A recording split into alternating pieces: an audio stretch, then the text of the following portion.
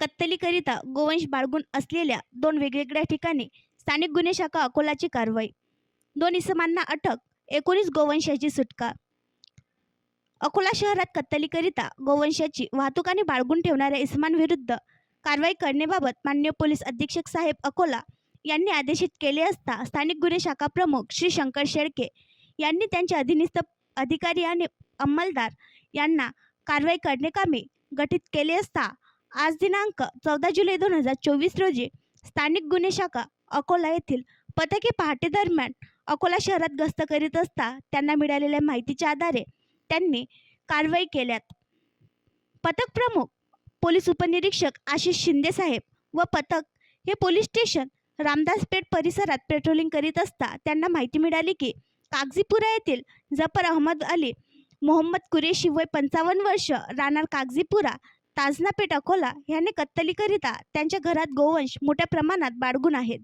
अशा मिळालेल्या माहितीवरून पथकाने कागजीपुरा येथील जफर अहमद कुरेशी यांचे राहते घरी गोवंशबाबत झडती घेतली असता त्यांच्या घरात अवैधरित्या 9 गोवंश एकूण किंमत अंदाजी 1,90,000 रुपयांची मिळून आले.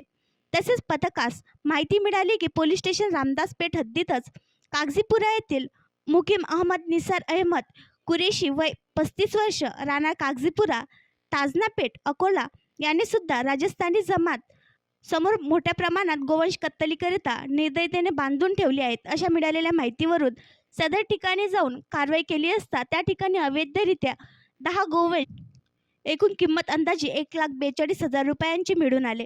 दोन्ही ठिकाणी केलेल्या कारवाईमध्ये एकूण 19 गोवंश ज्यांची किंमत 3,32,000 रुपये गोवंशाची सुटका करून त्यांना देखभालीकरिता गौरक्षण संस्था या ठिकाणी ठेवण्यात आले असून आरोपितांची नावे जफर अहमद अली मोहम्मद कुरेशी वय 55 वर्ष राहणार कागजीपुरा ताजनापेठ अकोला, मुकीम अहमद निसार अहमद कुरेशी वय 35 वर्ष राहणार कागजीपुरा ताजनापेठ अकोला यांना पुढील कारवाईकामी पोलीस स्टेशन रामदासपेठ अकोला यांच्या ताब्यात देण्यात आले आहे.